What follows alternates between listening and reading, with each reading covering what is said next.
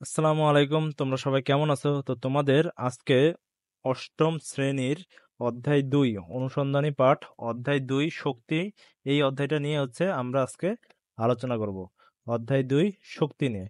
এর আগের অধ্যায়টা নিয়ে আমরা ভিডিও বানিয়েছি, সেটা যদি তোমরা না দেখে থাকো তাহলে easy to go YouTube channel থেকে দেখে নেবা। তো চলো এই অধ্যায়টা নিয়ে আমরা আলোচনা শুরু করি। তো এখানে এই অধ্যায়ে আমরা কি কি শিখতে পারবো? কাজ ও শক্তি, বিভব শক্তির ধারণা, গতিশক্তির ধারণা, ভর ও শক্তি সম্পর্ক, ক্ষমতার ধারণা, এইসব জিনিস আমরা শিখতে পারবো। তো 2.1-এ আমাদের কি বলছে? প্রথমে কাজ ও শক্তি, ওয়ার্ক অ্যান্ড এনার্জি। আমরা সবাই দেখেছি বল প্রয়োগ করে একটি বস্তুকে ঠেলে সরিয়ে নেওয়া যায়। কতটুকু বল প্রয়োগ করে কতটুকু সরানো হয়েছে তার উপর নির্ভর করে কতটুকু কাজ করা হয়েছে। কাজ শব্দটি আমরা আমাদের দৈনন্দিন কথাবার্তায় সব সময় ব্যবহার করি, কিন্তু বিজ্ঞানের ভাষায় কাজ শব্দটির একটা সুনির্দিষ্ট অর্থ আছে। বল প্রয়োগ করে যদি বলের দিকে একটি বস্তুকে ঠেলে নেওয়া যায় শুধু, তাহলে ধরে নেওয়া হয় যে কাজ করা হয়েছে। মনে করো তুমি একটি ইট ধাক্কা দিয়ে 5 মিটার দূরে সরিয়ে নিয়েছো। তোমার বন্ধু সেই একই ইট একই পরিমাণ ধাক্কা দিয়ে 10 মিটার দূরে সরিয়ে নিয়েছে। দুজনের একই পরিমাণ বল প্রয়োগ করেছো, কিন্তু দুজনের ইট সরিয়েছো ভিন্ন ভিন্ন দূরত্বে, কাজেই দুজনের কাজ হয়েছে দুই রকম। একইভাবে দুজনেই যদি ধাক্কা দিয়ে ইটটিকে সমান দূরত্বে সরাতে কিন্তু সরানোর জন্য ভিন্ন পরিমাণ বল প্রয়োগ করাতে, তাহলেও কিন্তু কাজের পরিমাণ ভিন্ন হতো। অন্যভাবে বলা যায়, কাজের পরিমাণ বের করার জন্য বল এবং সরণ এই দুটি রাশির প্রয়োজন। প্রথমত একটি বস্তুতে বল প্রয়োগ করতে হবে এবং সেই বল প্রয়োগ করে বস্তুটির সরণ ঘটতে হবে। অর্থাৎ গাণিতিকভাবে বলা যায় বল ও সরণের গুণফলই হলো কাজ। তো এখানে যে জিনিসটা বলছে, তো মনে করো তোমার কাছে এই এই যে একটা ইট আছে, ইট। তো এখন এইখানে তুমি একটা ধাক্কা দিলা, এই ইটটা এখানে আছে, এটা মনে করো মাটি। তো ইটটাকে তুমি ধাক্কা দিলা, মনে করো 5 নিউটন বলে। তুমি যে একটা ধাক্কা দিচ্ছ, একটা বল প্রয়োগ করে তো ধাক্কা দিচ্ছ। বল জিনিসটা কি? এর আগের অধ্যায়ে আমরা পড়েছিলাম, বল হচ্ছে এমন একটা জিনিস যেটা হচ্ছে একটা স্থির বস্তুকে গতিশীল করতে যাবে এবং গতিশীল বস্তুকে আরো গতিশীল করতে যাবে বা থামাই দিতে যাবে। তো একটা স্থির বস্তু, একটা ইট আছে, সেটাকে আমরা বল প্রয়োগ করছি বা হাত দিয়ে ধাক্কা দিচ্ছি, তাহলে এটা মনে করো সরে গেছে। যেদিকে আমি বল দিছি, বল কোন দিকে দিছি? এই দিকে দিছি, তাহলে সে এই দিকে সরে এইখানে চলে আসছে। তাহলে আমি যে তাকে হচ্ছে এখান থেকে এই পজিশনে কি হয়েছে? সরে গেছে। এই দূরত্ব সরণ হয়েছে এস, এখান থেকে এতটুকু দূরত্ব এস দূরত্ব, আর আমি যে বলটা দিছি সেটা হচ্ছে এফ। তাহলে কাজ কাজ কি হবে? বল গুণ বলের দিক বরাবর সরণ। বলের দিক কোন দিক? আমি বল দিছি ডান দিক বরাবর, সরণ হয়েছে ডান দিক, তাহলে যেই দিক দিব সেই দিক বরাবর সরণ বা সরণের উপাংশ। তো উপাংশ জিনিসটা কি এখানে বলে নাই, উপাংশ জিনিসগুলো আরো উপরের লেভেলে তোমরা জানতে পারবে। তো সেটা হচ্ছে, তো এখানে কাজ কি? বল গুণ বলের দিকে সরণ, W = Fs। কাজের একক হচ্ছে জুল, একে জে দিয়ে প্রকাশ করা হয়। ঠিক আছে? কাজ করতে প্রয়োজন হয় শক্তির, কাজ করতে প্রয়োজন হয় শক্তির প্রয়োজন। আমরা সবাই শক্তি শব্দটির সাথে পরিচিত। দৈনন্দিন কথায় আমাদের শক্তি প্রয়োগ বা বল প্রয়োগ বলতে একই বিষয় বুঝিয়ে থাকি, কিন্তু বিজ্ঞানের ভাষায় শক্তি শব্দটির একটি সুনির্দিষ্ট অর্থ রয়েছে। কাজ করার সামর্থ্যকে বলা হয় শক্তি। কাজ করার সামর্থ্যকে বলা হয় শক্তি। এখানে ব্যাপারটা কি? তুমি এই যে দেখো একটা মানুষ, এই যে একটা মানুষ, সে যে একটা ইটটাকে সরাবে, তার গায়ে যদি শক্তি না থাকে সে কি ইটটাকে সরাইতে পারবে? সরাইতে পারবে না। তার গায়ে যদি শক্তি না থাকে, একটা দুর্বল মানুষ, ইটের কথা বাদ দাও, মনে করো একটা সাইকেল, একটা একটা সাইকেল, ঠিক আছে, একটা সাইকেল। তো একটা মোটামুটি একটা যুবক মানুষ একটা সাইকেল কি সরাইতে পারবে, সে যদি ধাক্কা দেয় সাইকেলটা সরাইতে পারবে, কিন্তু একটা বৃদ্ধ মানুষ কি এই সাইকেলটাকে ধাক্কা দিয়ে সরাইতে পারবে? পারবে না। কেন পারবে না? একটা বৃদ্ধ মানুষ, সে বৃদ্ধ হয়ে গেছে, তার গায়ে শক্তি নাই, তাই সে এটা ধাক্কা দিয়ে সরাইতে পারবে না। আর একটা যুবক মানুষের গায়ে মোটামুটি শক্তি আছে, সে সরাইতে পারবে। তার মানে কি? এই যে যে একটা জিনিসকে সরাচ্ছ, সরাইলে কি হবে? কাজ হবে। তাহলে কাজ করার জন্য তোমার কি দরকার হচ্ছে? বডিতে অবশ্যই শক্তির দরকার। এজন্য কাজ করার সামর্থ্যকে বলা হয় শক্তি। শক্তিকে সৃষ্টি বা ধ্বংস করা যায় না। এক ধরনের শক্তি কেবল অন্য ধরনের শক্তিতে বদলে যেতে পারে। বইয়ের ভাষায় একে বলে শক্তির নিত্যতা, আর এক শক্তি থেকে অন্য শক্তিতে বদলে যাওয়াকে বলে শক্তির রূপান্তর। তো শক্তির কোনো ধ্বংস নাই বা সৃষ্টি নাই। ধ্বংস নাই বা সৃষ্টি নাই বলতে কি, শক্তি এক রূপ থেকে আরেক রূপে রূপান্তরিত হয়, তোমার গায়ে শক্তি আছে, এই শক্তিটাকে তুমি এই ইটের ভিতরে যখনই দিবা, তখনই এই ইটটা সেই শক্তিটা কনভার্ট করে গতিশক্তিতে রূপান্তর হবে, সে গতিশীল হয়ে যাবে। তোমার গায়ের শক্তিটা তুমি এর ভিতরে দিলে ইটটা সেই শক্তিটা পেয়ে গেল। বুঝতে পারছো? তুমি তোমার হাত দিয়ে, তোমার হাত এইখানে মনে করো, এটা মনে করো মাটি, তুমি তো একটা মানুষ, তুমি দাঁড়া রয়েছো, তুমি তোমার হাত দিয়ে একটা ইটকে এই উপরে তুলছো। তার মানে কি তুমি তোমার দেহের শক্তি দিয়ে ইটটাকে উপরে তুলছো। তার মানে কি ইটের ভিতরে এখন তোমার দেহের যে শক্তিটা ছিল সেই শক্তিটা জমা হয়েছে। যখনই তুমি ইটটাকে ছেড়ে দেবা, সেই শক্তির ফলে ইটটা কি নিচে পড়ে যাবে। তার মানে কি শক্তিটা শুধুমাত্র এক রূপ থেকে আরেক রূপে রূপান্তরিত হয়। তোমার গা থেকে ইটে গেছে, ঠিক আছে? তো ইটটা তখন আবার কি সেই শক্তির ফলে পড়ে যাবে। তার মানে শক্তির সৃষ্টি বা ধ্বংস নাই। মানে কি, মনে করো এক উপর থেকে, এটা হচ্ছে মনে করো মাটি, মাটি উপর থেকে একটা বল নিচে পড়লো, নিচে পড়ার সাথে এই বলের যত শক্তি, সব শক্তি এখানে যখন পড়বে, তখন কি শব্দ হবে, শব্দ হবে প্লাস দুইটা তলের ঘষা যেহেতু লাগবে, একটু তাপ শক্তি উৎপন্ন হবে, শব্দ শক্তি উৎপন্ন হবে, তাপ শক্তি উৎপন্ন হবে। তো এই যে বলের যে শক্তিটা, সেই শক্তিটা দুইটা শক্তিতে ভাগ হয়ে গেল। মানে শক্তি একটা রূপ থেকে আরেকটা রূপে খালি রূপান্তরিত হবে, কোনো সৃষ্টি বা ধ্বংস নেই, এটাই বলা হয়েছে। ঠিক আছে?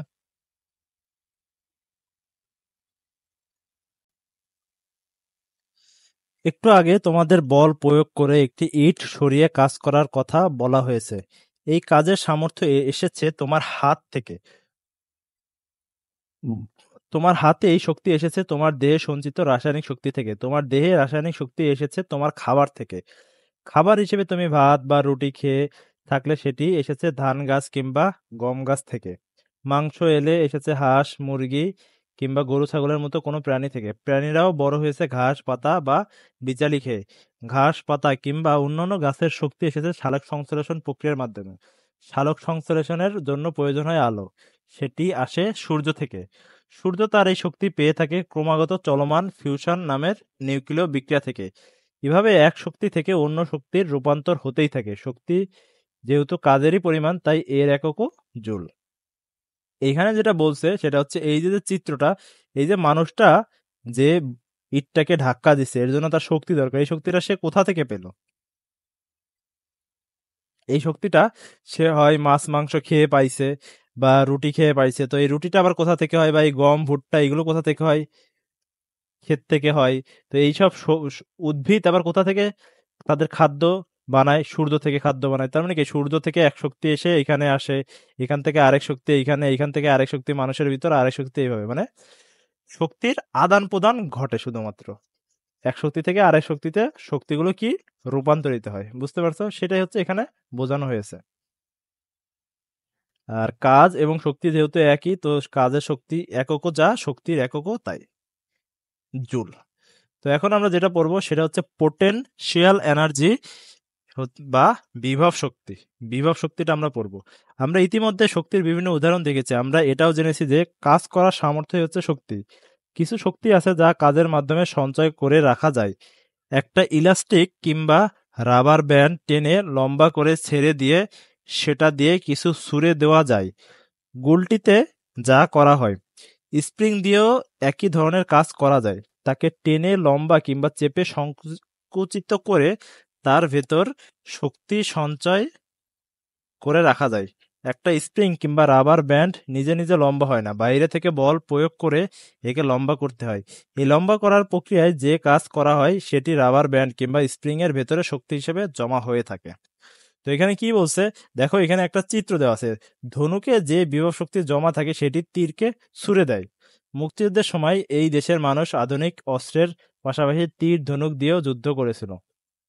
এই যে একটা ধনুক, একটা ধনুক কিভাবে থাকে, এরকম নর্মাল অবস্থায় একটা ধনুক থাকে। ধনুকটাকে আমরা পরে কি করি, টেনে এরকম বাঁকা করি, টেনে বাঁকা করি, এবং এর সাথে কি থাকে, একটা তীর থাকে, তাই না? টেনে বাঁকা করি। আমরা যে এই ধনুকটাকে টেনে এরকম লম্বা করছি, আমরা আমাদের হাতের শক্তি, আমরা তো আমাদের হাতের যে শক্তি, পাঁচটা আঙ্গুল আছে, পাঁচটা আঙ্গুল দিয়ে টেনে লম্বা করছি।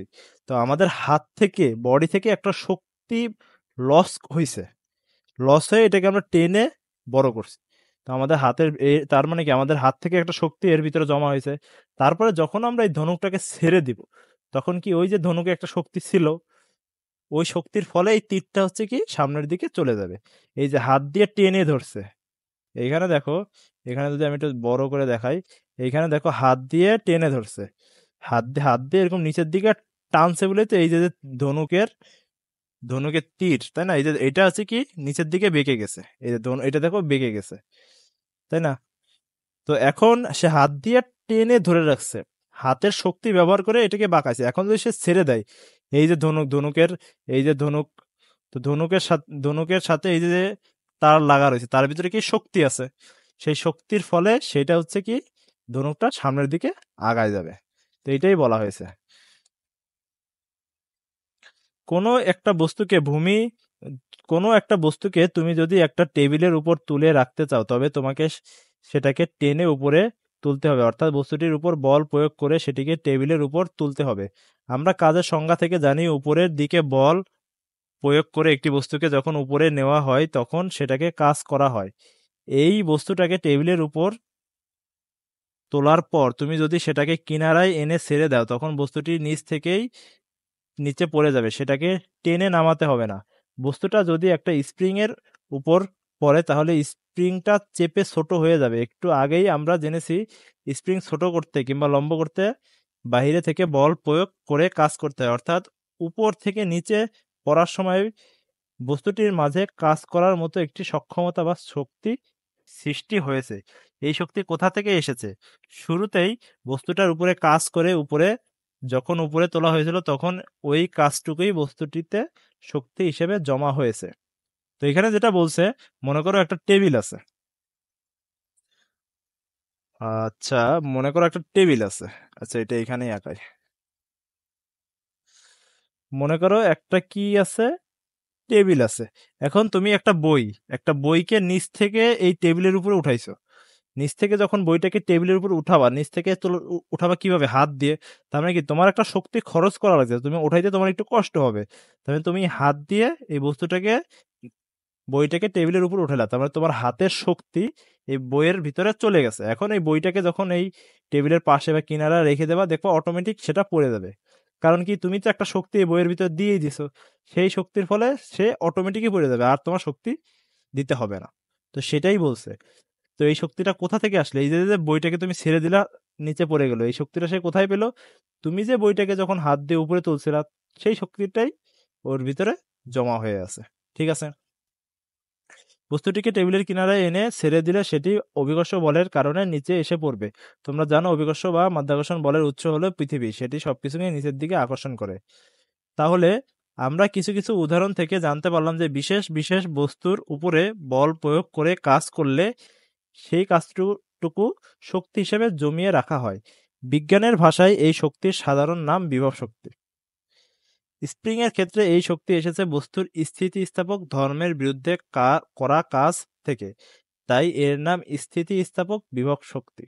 মানে এই যে যে একটা বস্তুকে আমরা, মনে করো একটা, এই যে ইসের ক্ষেত্রে, বইয়ের ক্ষেত্রে একটা বস্তুকে আমি উপরে রেখে দিলাম, তাই না? নিচ থেকে উপরে রেখে দিলাম, তাহলে কি এর ভিতরে যে এই বস্তুটাকে যদি আমরা ছেড়ে দিই, তার মানে সে নিচে অটোমেটিক পড়ে যাবে।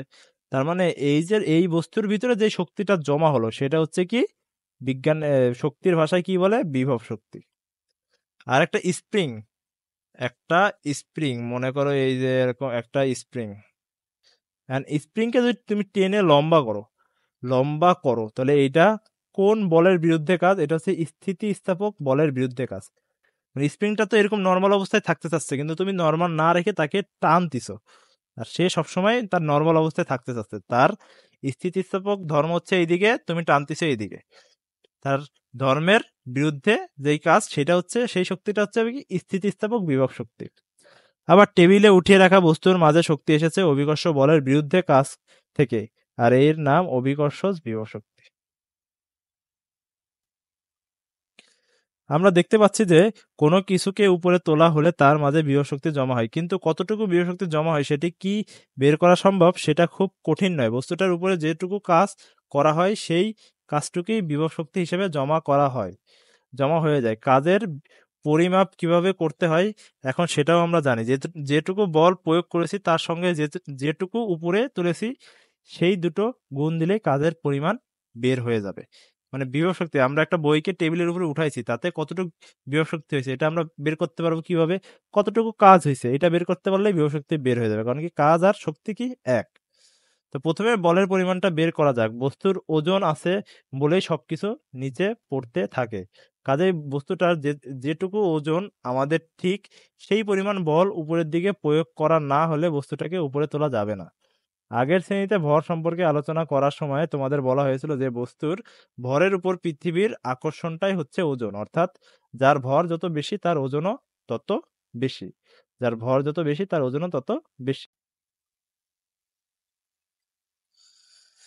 তোমরা যখন মহাকর্ষ বল নিয়ে পড়বে তখন দেখবে বস্তুর ভর যদি হয় m, তাহলে তাকে 9.8 দিয়ে গুণ করা হলে সেই ভরের ওজনটা বের হয়ে যায়।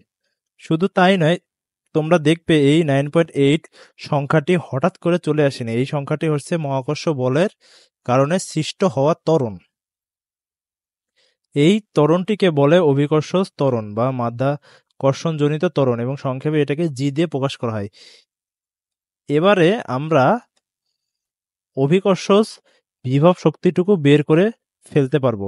অভিকর্ষজ বিভব শক্তি অভিকর্ষ বলের বিরুদ্ধে করা কাজ। অভিকর্ষ বল গুণ সরণ, ওজন গুণ সরণ, ভর গুণ অভিকর্ষজ ত্বরণ গুণ সরণ। মানে কি আমরা যে বিভব শক্তিটা বের করব, বিভব শক্তি ই ইকুয়াল টু অভিকর্ষ বলের বিরুদ্ধে করা কাজ। অভিকর্ষ বল কি? অভিকর্ষ কোন দিকে? পৃথিবীর মাটি এরকম যদি চিন্তা করো, তাহলে একটা বস্তু যদি উপর থেকে আমরা ফেলে দিই তাহলে অভিকর্ষ কোন দিকে কাজ করবে? নিচের দিকে কাজ করবে। তাহলে এর অভিকর্ষ বলের বিরুদ্ধে মানে কি? উপরের দিকে কাজ। অভিকর্ষ বলের বিরুদ্ধে কাজ, তাই না? তো কাজ সমান কি? কাজ সমান আমরা কি জানি? F S. ডাব্লু সমান এফ এস। এফ হচ্ছে কি? বল। তাহলে এই বলটা কি হবে? অভিকর্ষ বল। যেহেতু আমরা অভিকর্ষ বলের বিরুদ্ধে, তাহলে অভিকর্ষ বল আর গুণ সরণ। এখন অভিকর্ষ বল কি? এম জি, এটাকে বলে কি? অভিকর্ষ বল। তাহলে এটাকে আবার আমরা কি লিখতে পারি? ওজন লিখতে পারি, তাই না? এই যে ওজন, এটা অভিকর্ষ বলের বদলে ওজন লিখছে, ওজন গুণ সরণ। তো ওজনকে ভাঙায় আমরা কি লিখতে পারি? ভর গুণ অভিকর্ষ ত্বরণ। এই যে ভর, এম হচ্ছে কি? ভর, আর অভিকর্ষ ত্বরণ কি? জি। আর হচ্ছে সরণ, এম হচ্ছে ভর, অভিকর্ষ ত্বরণ হচ্ছে জি, আর সরণ হচ্ছে কি? এস। তাহলে এম জি এস, এটা হচ্ছে কি? বিভব শক্তি। তাহলে এই যে বিভব শক্তি ই সমান এম জি এস। এস এর বদলে এইচও লিখছে। কেন এইচ লিখছে? এস হচ্ছে কি? সরণ, আর এইচ হচ্ছে কি? আমরা অভিকর্ষ বলের বিরুদ্ধে যেহেতু আমরা নিচ থেকে আমরা উপরে উঠতেছি, তাহলে এই নিচ থেকে উপরের যে দূরত্বটা সেটা হচ্ছে আমরা এইচ দিয়ে কি করছি? এইচ মানে হাইট, ঠিক আছে? তো এম জি এইচ, এইচ হচ্ছে কি? যতটুক দূরত্ব বা যতটুক সরণ হয়েছে, নিচ থেকে উপরে যতটুক সরণ হয়েছে, ঠিক আছে? M G H. তা বিভব শক্তি ইকুয়াল টু কি? M G H. এম হচ্ছে কি? ভর। মনে করো এই যে মাটিতে একটা ইট আছে, তো এই ইটটাকে আমরা এই উপরে উঠাবো। তো মাটি থেকে এই উপরের এতটুকু দূরত্ব হচ্ছে কি? কত? 2 মিটার। তাহলে আমাদের বিভব শক্তি কত হবে? এম মানে 2 মিটার উপরে যদি একটা বস্তু থাকে তাহলে তার ভিতরে কতটুকু বিভব শক্তি জমা থাকবে? মাটি থেকে 2 মিটার উপরে একটা বস্তু আছে, তাহলে তার ভিতরে কত বিভব শক্তি জমা থাকবে? এই বস্তুর একটা ইট মনে করো, ইটের ভর হচ্ছে 2 কেজি, তাহলে তার ভিতরে কত বিভব শক্তি জমা হবে? এম, এম হচ্ছে কত? 2 কেজি। এম জি, জি হচ্ছে কত? 9.8। এইচ কত? কতটুকু উচ্চতা? 2 উচ্চতা। 2 × 4, 4 × 9.8। 4 × 9.8 যদি আমরা দিই তাহলে অ্যান্সার যেটা হবে সেটা হচ্ছে 39.2। এটা হচ্ছে অ্যান্সার। তো এইভাবে হচ্ছে ই সমান এম জি এইচ, এই সূত্রটা এইভাবে কাজ করে, ঠিক আছে? এখানে থেকে বোঝা যাচ্ছে ইটকে আমরা যত উপরে তুলবো তত বেশি কাজ হবে, অর্থাৎ তত বেশি বিভব শক্তি জমা হবে। তো এখন আমরা যেটা বলবো সেটা হচ্ছে গতিশক্তি। আমরা বল প্রয়োগ করে ইট ঠেলে সরিয়ে নেওয়ার উদাহরণে আরো একবার ফিরে যাই। কল্পনা করে নাও মেঝেতে এম ভরের একটা ইট রয়েছে এবং এফ বল প্রয়োগ করে তুমি সেটিকে বলের দিকে এস দূরত্বে সরিয়ে নিছো। মানে মেঝেতে বলতে নিচে পাকায় মনে করো একটা ইট আছে, এটাকে তুমি এফ বল প্রয়োগ করছো, মানে এইদিকে একটা ধাক্কা দিছো তোমার হাত দিয়ে মনে করো, ঠিক আছে?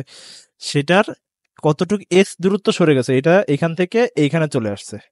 তাই মাঝামাঝি যে দূরত্বটা মাঝামাঝি মনে করো এই দূরত্বটা হচ্ছে এস দূরত্ব, এই মাঝামাঝি এই এতটুকু দূরত্ব মনে করো এস দূরত্ব। তাহলে আমরা কাজ সমান কি বলতে পারি, ডাব্লু সমান এফ এস, পরিমাণ কাজ হয়েছে। কিন্তু আমরা এতক্ষণে জেনে গেছি যদি কোনো বস্তুর উপরে কাজ করা হয় তাহলে সেখানে কাজটা শক্তি হিসেবে জমা হয়ে থাকে। কিন্তু ইটটাকে ঠেলে সরিয়ে নেওয়ার পর আমরা কিন্তু কোথাও শক্তি জমা হয়ে থাকার নিশানা দেখতে পাচ্ছি না। যদি মেঝেতে ঠেলে না নিয়ে এইচ উচ্চতায় তুলে নিতাম তাহলে ডাব্লু কাজটা অন্তত mgh পরিমাণ অভিকর্ষ বিভব হিসেবে জমা হয়ে যেত। একটু চিন্তা করলেই বুঝতে পারবে কাজটা আসলে বৃথা যায়নি। তুমি যখন ইটটাকে মেঝেতে ঘষে নিয়ে গেছো তখন ঘর্ষণের কারণে তাপ সৃষ্টি হয়েছে, হয়তো খানিকটা শব্দও তৈরি হয়েছে। কাজেই তুমি যে কাজ করেছো সেটি তাপ শক্তি কিংবা শব্দ শক্তিতে পরিণত হয়েছে। শক্তির নিত্যতার কারণে সেটি কোনো না কোনো রূপে রূপান্তরিত হতেই হবে। এর মানে কি, তুমি একটা ইটকে নিচ থেকে যখন উপরে উঠাচ্ছ তখন তো তুমি বুঝতেই পারতেছো নিচ থেকে উপরে উঠালে শক্তি জমা হয়ে যাবে। এই উপরে তার বিভব শক্তি কত আমরা mgh দিয়ে বের করতে পারছি। কিন্তু একটা ইটকে এখান থেকে ডানে সরালো তাহলে এই শক্তিটা গেল কোথায়? তুমি যে তোমার হাত দিয়ে এই ইটটাকে সরাইছো তোমার হাতের শক্তিটা এর ভিতরে তো থাকবে, এই শক্তিটা কোথায় গেল? কোথায় গেল? এই যখন তুমি এই হাতটাকে এই বলটা এই ইটটাকে সরাচ্ছ তখন এই তলের সাথে কি ঘষা লাগতেছে, ঘর্ষণ বল। তো তোমার ওই শক্তিটা ঘর্ষণ বলে চলে যাচ্ছে এবং কিছুটা শব্দ হবে, শব্দ শক্তিতে রূপান্তরিত হয়ে যাচ্ছে। মানে তোমার ওই শক্তিটা এই দুইটা শক্তিতে রূপান্তরিত হয়ে যাচ্ছে। তাই ওই শক্তিটা বৃথা যায় না, সেটাই বোঝাচ্ছে। এবারে তুমি কল্পনা করে নাও কোনো একটা উপায়ে তুমি পুরোপুরি ঘর্ষণমুক্ত একটি মেঝে তৈরি করেছো, যে মেঝেতে একটা ইটকে ঠেলে নিতে কোনো ঘর্ষণ হয় না। এবারে তুমি যদি এফ বল প্রয়োগ করে এম ভরের ইটটিকে এস দূরত্বে নিতে চাও তাহলে তো তোমার করা কাজ কোনো তাপ কিংবা শব্দ শক্তিতে রূপান্তরিত হবে না। তাহলে কাজ যে শক্তিটি তৈরি করবে সেটি আমরা কোথায় খুঁজে পাবো? একটু চিন্তা করলেই বুঝতে পারবে তুমি যখন বল প্রয়োগ করবে তখন বস্তুটির ত্বরণ হবে এবং তার বেগ বাড়তে থাকবে। তুমি যখন ইটটাকে ছেড়ে দেবে সেটি থেমে না গিয়ে এই বেগে চলতে থাকবে। মানে মনে করো এই যে ইটটাকে তুমি ঠেলতেছো কিন্তু এখন ঠেলার ফলে কোনো ঘর্ষণ সৃষ্টি হবে না, ঘষা লাগবে না এবং তাপ উৎপন্ন হবে না। তখন কি হবে? তুমি এই বস্তুটাকে একটু ঠেললেই বস্তুটা কি একটা বেগ প্রাপ্ত হবে। কারণ কি সে আর ঘষা খাচ্ছে না, বেগ প্রাপ্ত হবে, সেই একই বেগে কি হবে চলতে থাকবে। তার মানে কি তোমার ওই শক্তিটা এটাকে কি করছে, তুমি যে হাত দিয়ে ধাক্কা দিচ্ছ ওই শক্তিটা এটাকে কি চলতে বেগ প্রাপ্ত হইতে সাহায্য করছে। একটি বস্তুর বেগের জন্য তার ভিতরে যে শক্তির সৃষ্টি হয় তাকে বলা হয় গতিশক্তি। এই যে তুমি বল প্রয়োগ করে তার ভিতরে বেগ তৈরি করতেছো তার জন্য যে শক্তিটা সেটাই হচ্ছে কি গতিশক্তি। এবং আমরা আমাদের দৈনন্দিন জীবনে যে শক্তিটি সবচেয়ে বেশি দেখে অভ্যস্ত সেটি সম্ভবত এই গতিশক্তি। যেমন একটা ইটের উপর একটা হাতুড়ি রেখে দিলে ইটটার কিছুই হবে না, কিন্তু তুমি যদি হাতুড়িটা প্রবল বেগে নিচে নামিয়ে আনো তাহলে ইটটা চূর্ণ বিচ্ছিন্ন হয়ে যেতে পারে। স্থির হাতুড়ির মাঝে কোনো শক্তি নেই, কিন্তু গতিশীল হাতুড়ির মাঝে অনেক শক্তি। আমরা ইচ্ছে করলে বেগের জন্য যে গতিশক্তি তৈরি হয় তার পরিমাণটাও বের করে ফেলতে পারি। ঠিক আছে?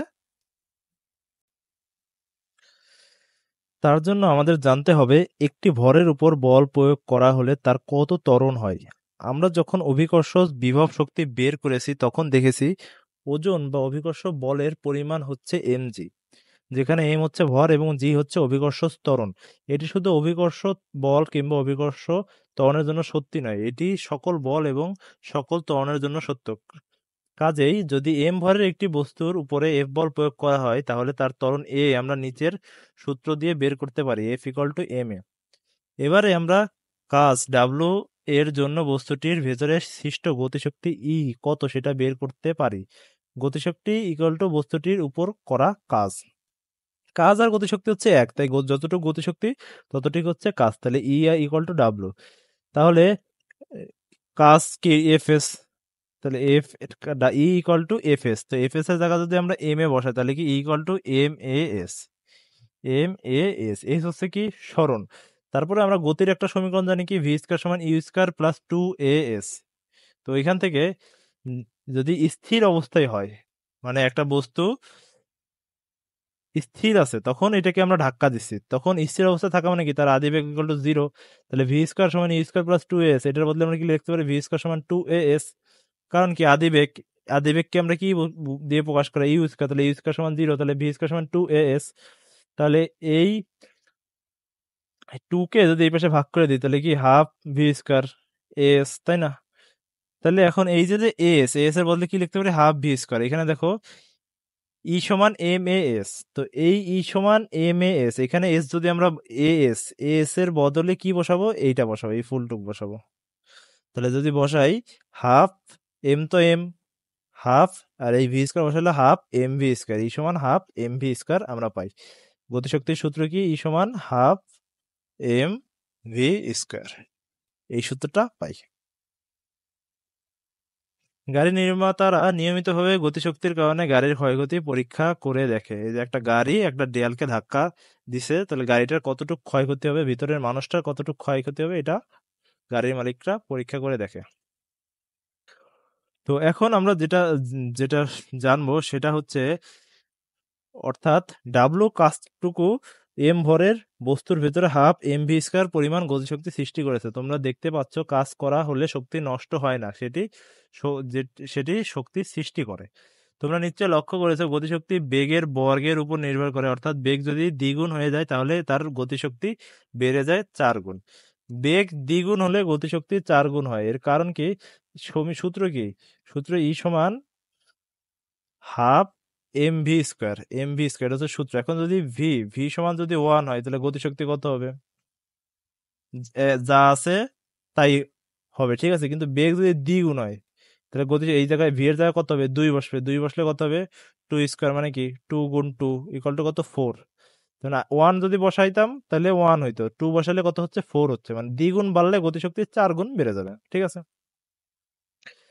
তো এখানে একজন 60 কেজি ভরের মানুষ 3 মিটার পার সেকেন্ড বেগে দৌড়াচ্ছে, তার গতিশক্তি কত, ভর কত দেওয়া আছে, এম, এম ইকুয়াল টু কত দেওয়া আছে, 60 কেজি। একটা বস্তুর ভরকে এম দিয়ে প্রকাশ করে। বেগ কত দেওয়া আছে, 3, 3 ms ইনভার্স 1, ঠিক আছে। এখন আমাদের কি চাইছে, গতিশক্তি। তো গতিশক্তির সূত্র কি জানি, ই সমান half M V square, half গুণ এম হচ্ছে কত, 60 গুণ 3 স্কয়ার, তাহলে কত হবে, এইগুলো যদি ক্যালকুলেশন করি 270 হবে, ঠিক আছে। তো হিসাব বলছে মানুষটির গতিশক্তি কত, 270, বুঝতে পারছো?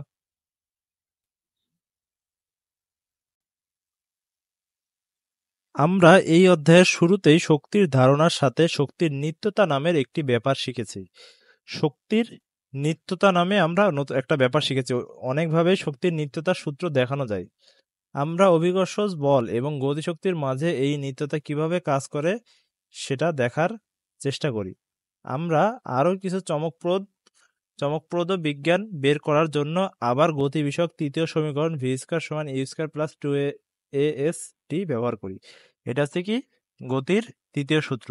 এটা কি, ভি স্কয়ার সমান ইউ স্কয়ার প্লাস 2as, এই যে গতির তৃতীয় সূত্র, এটা দিয়ে, এটার ভি দিয়ে কি বোঝায়, ভি দিয়ে হচ্ছে শেষ বেগ বোঝায়, ভি দিয়ে কি বোঝায়, শেষ বেগ। আর ইউ দিয়ে কি বোঝায়, আদি বেগ বোঝায়, আদি বেগ বোঝায়। এ দিয়ে কি বোঝায়, ত্বরণ বোঝায়। এস দিয়ে কি বোঝায়, সরণ বোঝায়। ব্যাপারটা কি, এটা আমি তোমাদের হালকা একটু ব্যাখ্যা করে দিই। যেহেতু এটা দ্বিতীয় অধ্যায়, তাও তৃতীয় অধ্যায় সমীকরণটা দেওয়া আছে। এখানে মনে করো একটা ট্রাক রয়েছে, এখন এই ট্রাকটাকে তুমি ধাক্কা দিলা, হাত হাত দিয়ে ধাক্কা না, আচ্ছা মনে করো এখানে একটা সাইকেলই রয়েছে, ঠিক আছে।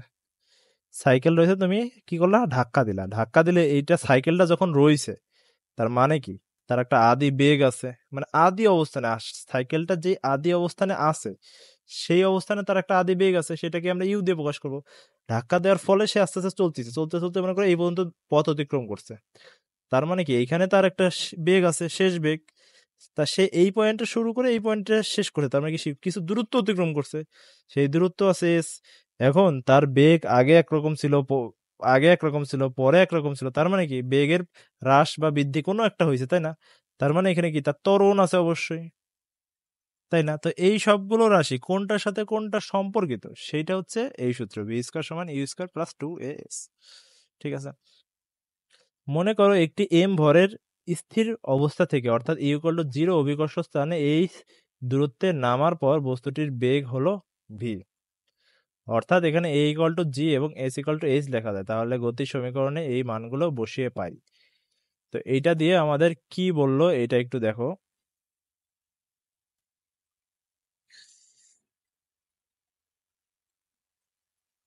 মনে করো এম ভরের একটা বস্তু, একটা বল, এই বলের ভর হচ্ছে এম, তাকে স্থির অবস্থা মনে করো এখানে আমি হাত দিয়ে বলটাকে, মানে এখানে আমি মনে করো আহ কোনো একটা বিল্ডিং এর উপরে দাঁড়ায় আছি, বিল্ডিং এর উপর দাঁড়ায় আছি, হাত দিয়ে এই বলটাকে ধরে আছি।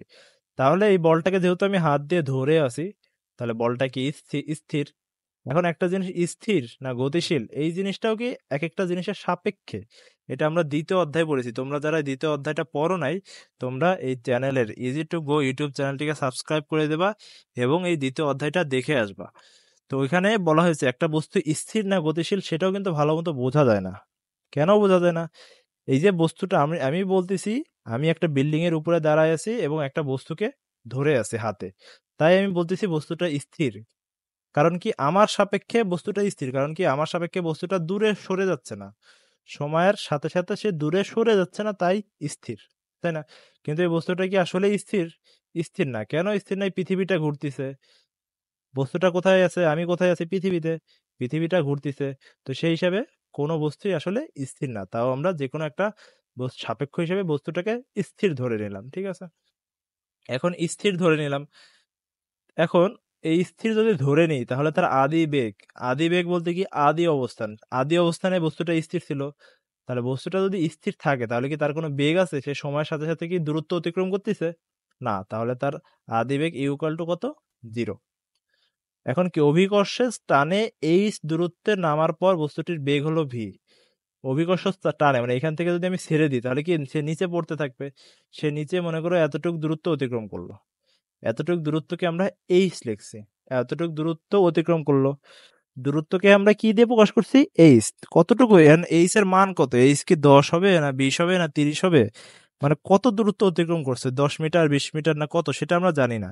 সেজন্য আমরা একটা সংখ্যা দিয়ে প্রকাশ করলাম এইচ, ঠিক আছে? এখন এই বস্তুটা যখন এই উপরে ছিল তখন তার আদি বেগ কত? 0।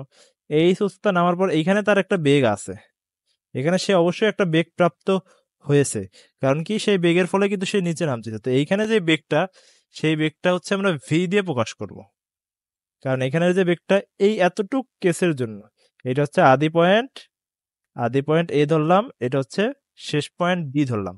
তাহলে এই এতটুক অংশের জন্য এ পয়েন্টের বেগটা হচ্ছে আদি বেগ ইউ, আর বি পয়েন্টের বেগটা হচ্ছে শেষ বেগ ভি, ঠিক আছে?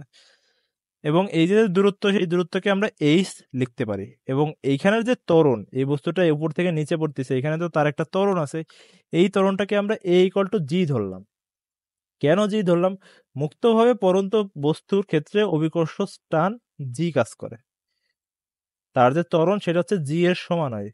জি হচ্ছে কি অভিকর্ষ ত্বরণ, অভিকর্ষ বলের প্রভাবে যেই ত্বরণ সেটাকে কি বলে? জি বলে। তাহলে এর বদলে জি লিখলে এই সবকিছু যদি আমরা গতির সমীকরণে মান বসাই দিই, গতির সমীকরণ কি? এই যে এদিকটা আগে বলছিলাম ভি স্কয়ার সমান ই স্কয়ার প্লাস 2as, তো এখানে যদি আমরা বসাই দিই তাহলে কি আসে দেখো, V square equal to U square plus 2as। A হচ্ছে কি ত্বরণ, কিন্তু স্থির, স্থিরভাবে পড়ন্ত বস্তুর ক্ষেত্রে এ ইকুয়াল টু কি? এই যে জি, আমি একটু মুছে দেখাচ্ছি, এ ইকুয়াল টু কি? জি। তাহলে এখানে এই সূত্রটা আবার লিখি, ভি স্কয়ার সমান ইউ স্কয়ার প্লাস, এখানে 2a, এর বদলে কি? জি, 2g। আবার এইখানে দেখো এস এর বদলে কি লিখছে? এইচ, তাহলে এস এর বদলে কি? এইচ। তাহলে ভি স্কয়ার সমান ইউ স্কয়ার প্লাস 2gh, এই সূত্রটা কি আমরা লিখতে পারি। এখন ভি স্কয়ার সমান ইউ স্কয়ার, এখন একটা বস্তু স্থির ছিল, স্থির থাকা মানে কি ইউ ইকুয়াল টু কত? 0। তার মানে কি এই জায়গায় দেখো ভি ইউ স্কয়ার, ইউ এর বদলে আমরা কি লিখছি? 0 প্লাস 2gh, ঠিক আছে? তার মানে 0 এতটুকু টার্ম কি বাদ, তাহলে ভি স্কয়ার সমান কি? 2gh, ঠিক আছে? ভি স্কয়ার সমান কি? 2gh। এই অংশটুকু আমরা কেটে দিই। ভি স্কয়ার সমান 2gh। এখন দুই দিকেই 2 দিয়ে ভাগ, দুই দিকে যদি 2 দিয়ে ভাগ করি, এই পাশে এইখানে যদি 2 দিয়ে ভাগ করি তাহলে কি থাকে? এখানে নিচে 2 উপরে 2, তাহলে 2 2 কাটা, তাহলে কি থাকে? gh, এখানে দেখো gh। আর এইখানে যদি আমরা 2 দিয়ে ভাগ করি তাহলে কি থাকে? ভি, এইখানে দেখো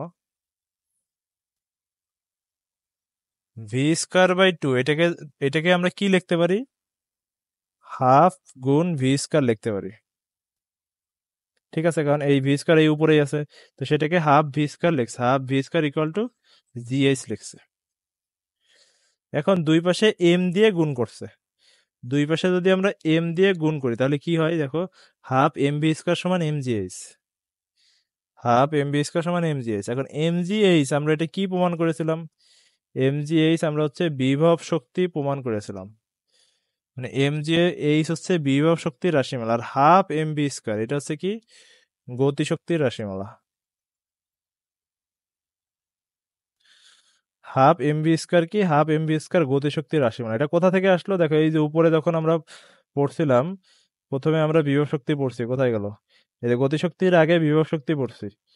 তো বিভব শক্তির এখানে ই সমান এম জি এইচ এটা আমরা প্রমাণ করেছিলাম কিভাবে, এই যে এইভাবে এই প্রসেসে আমরা প্রমাণ করেছিলাম।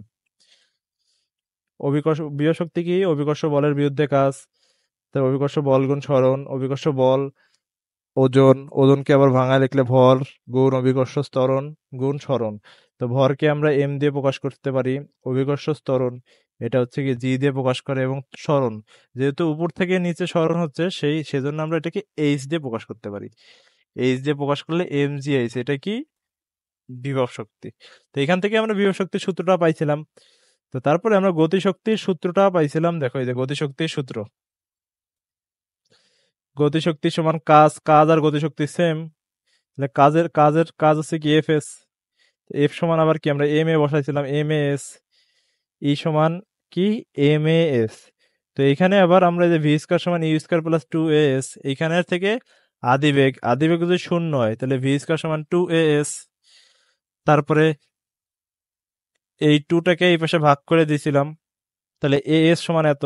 তো এই যে এ এস সমান এত এটা আমরা কিসে বসাইছিলাম, ই সমান এম এ এস, এই সূত্রে বসায় ই সমান হাফ এম বি স্কয়ার, এই গতিশক্তিটা আমরা পাইছিলাম, তাই না, এই গতিশক্তিটা কি আমরা পাইছিলাম। তো এখানে ই সমান হাফ এম বি স্কয়ার এটা কি গতিশক্তি।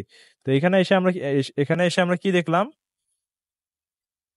যে সেই গতিশক্তি ইকুয়াল টু কি হয়ে গেল, বিভব শক্তি। এটা কি গতিশক্তি, গতিশক্তি ইকুয়াল টু কি হয়ে গেল, বিভব শক্তি, তাই না। তো এখানে দেখো অর্থাৎ বাম পক্ষে পেলাম গতিশক্তি আর ডান পক্ষে পেলাম বিভব শক্তি, এটা হচ্ছে ডান পাশে বিভব শক্তি, বাম পাশে গতিশক্তি।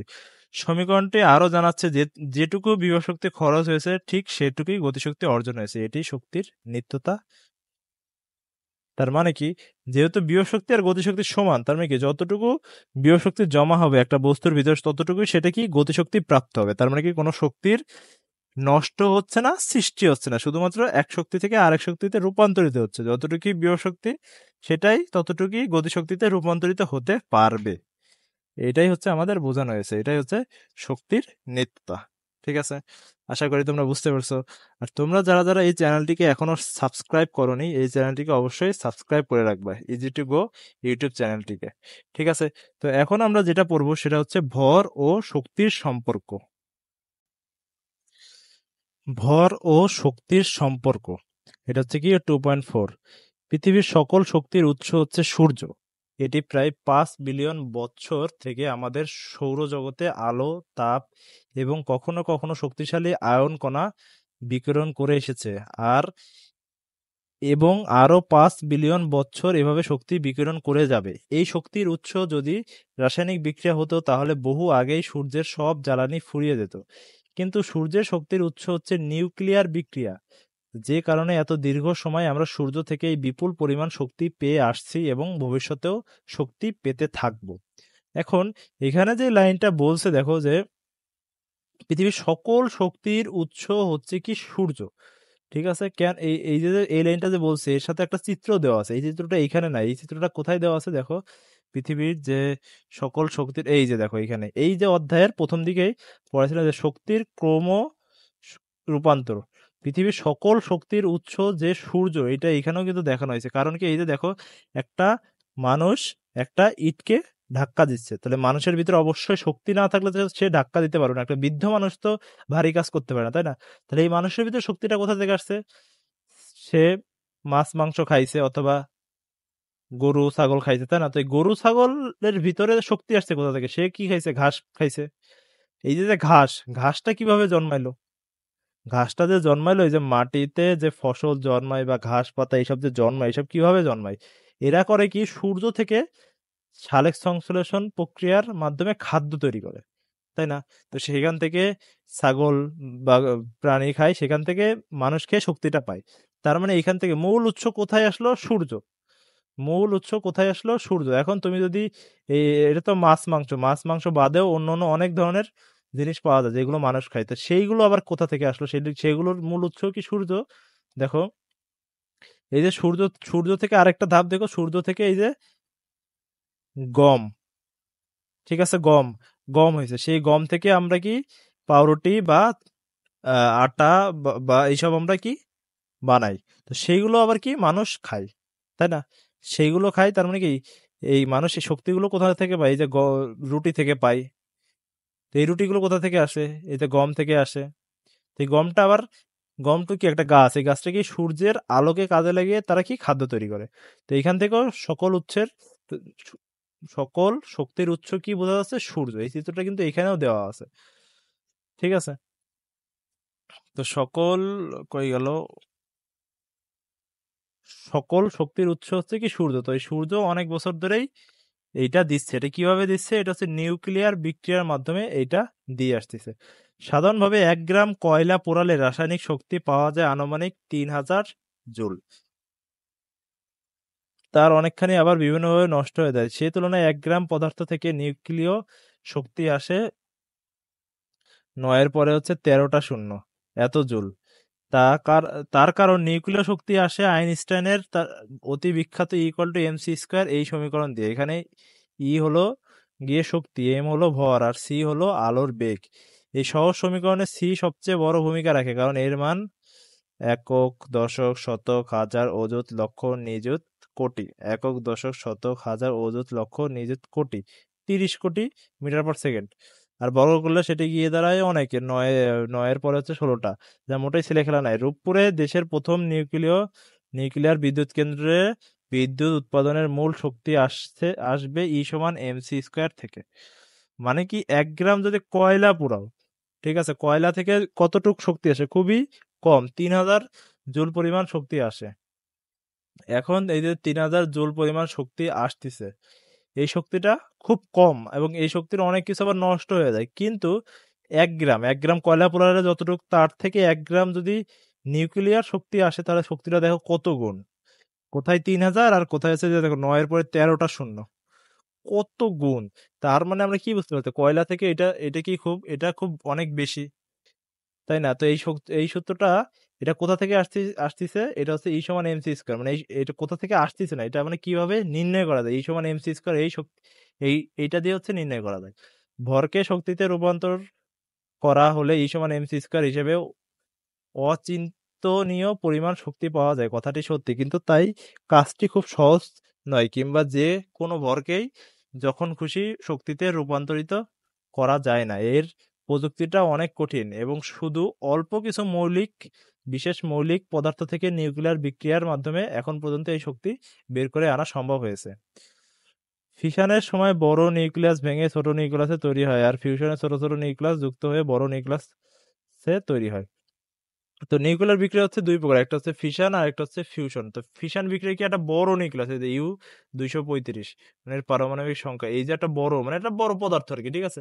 একটা বড় বস্তু চিন্তা করে, একটা বড় বস্তু ভেঙে ভেঙে ছোট ছোট বস্তুতে পরিণত হয়। এই যে ছোট ছোট বস্তুতে পরিণত হয়, ছোট ছোট বস্তুতে দেখো আগে কত ছিল? 235, সেটা হচ্ছে এখানে 92 হয়েছে, এখানে 141।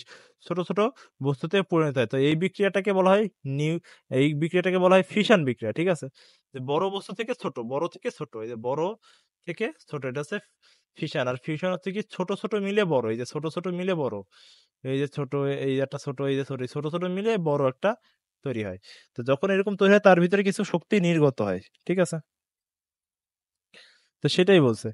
2 রকম নিউক্লিয় বিক্রিয়ায় শক্তি পাওয়া যায়, যার একটি হচ্ছে ফিশন, অন্যটি ফিউশন। ফিশন পদ্ধতিতে একটি বড় নিউক্লিয়াস ভেঙে দুটি ছোট নিউক্লিয়াসে তৈরি হয়। এই যে ফিশন পদ্ধতিতে বড় নিউক্লিয়াসটা ভেঙে দুইটা ছোট নিউক্লিয়াসে তৈরি হয়, এবং এই প্রক্রিয়া যেটুকু ভর কমে যায় সেটি E = mc² হিসেবে শক্তি হিসেবে বের হয়ে আসে।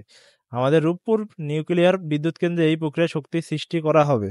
ফিউশন প্রক্রিয়ায় দুইটি ছোট নিউক্লিয়াস একত্রিত হয়ে একটি বড় নিউক্লিয়াস তৈরি হয়, এবং যেটুকু ভর কমে যায় সেটুকু E = mc² হিসেবে শক্তি হিসেবে বের হয়ে যায়। এই যে নিউক্লিয়ার, এই যে দুইটা দুইটা মিলে কিন্তু একটা হচ্ছে, দেখো কোন দুইটা, এই যে এই যে একটা, এই যে একটা, এই দুইটা মিলে বড় একটা হচ্ছে, ঠিক আছে। আর এখানে কি এই যে একটা ভেঙে এই যে একটা, এই যে একটা, এই বড় দুইটা একটা ভেঙে এই বড় দুইটা ছোট দুইটা তৈরি হচ্ছে, ঠিক আছে। ই সমান এমসি স্কয়ার হিসেবে শক্তি হিসেবে বের হয়ে যায়। সূর্যে এই প্রক্রিয়ায় শক্তির সৃষ্টি হয়ে থাকে। পৃথিবীর বিভিন্ন ল্যাবরেটরিতে ফিউশন প্রক্রিয়ায় নিয়ন্ত্রিত পরিবেশে ধারাবাহিকভাবে শক্তি সৃষ্টি করার চেষ্টা করা হচ্ছে। সেখানে সাফল্য পাওয়া গেছে। পৃথিবীর শক্তির প্রয়োজন পুরোপুরি মিটে যাবে বলে আশা করা যায়। আমরা গোড়া থেকেই শক্তির রূপান্তরের কথা বলে আসছি। কাজেই তোমাদের মনে প্রশ্ন জাগতে পারে, ভরকে যদি শক্তিতে রূপান্তরিত করা যায় তাহলে উল্টাটা কি সত্যি? শক্তিকে কি ভরে রূপান্তর করা যায়? তোমরা জেনে নিঃসন্দেহে চমৎকৃত হবে যে শক্তিকেও বিশেষ অবস্থায় ভরে রূপান্তরিত করা যায়। মানে আইনস্টাইনের যে সূত্র সেটা কি ই সমান এম সি স্কোয়ার। ই হচ্ছে কি, ই হচ্ছে শক্তি। তো এই শক্তিটা কোথা থেকে আসতেছে? এম হচ্ছে কি, এম হচ্ছে ভর। তার মানে কি ভরকে, ভর ইকুয়াল টু শক্তি, তাই না? মানে ভরকে কোনোভাবে আমরা কিছু করে শক্তি বা শক্তিতে রূপান্তরিত করতে পারছি, কিন্তু শক্তি থেকে কি আবার ভর রূপান্তরিত করা যায় কিনা সেটাই বলছি। কিন্তু শক্তি থেকে ভর রূপান্তরিত করা যায়, বুঝতে পারছো? তো এখন আমরা যেটা পড়বো সেটা হচ্ছে ক্ষমতা। আমাদের চারপাশে আমরা নানা ধরনের কাজ হতে দেখি। মানুষ কিংবা যন্ত্র এই কাজগুলো করে থাকে। একই কাজ করতে একেক মানুষের কিংবা যন্ত্রের একেক রকম সময়ের প্রয়োজন হয়। কিছু কাজ দ্রুত হয়ে থাকে এবং কিছু কাজ ধীরে হয়ে থাকে। দ্রুত কাজের অর্থ কাজ করতে কম সময় লাগছে, ধীর কাজের অর্থ একই কাজ করতে বেশি সময় লাগছে।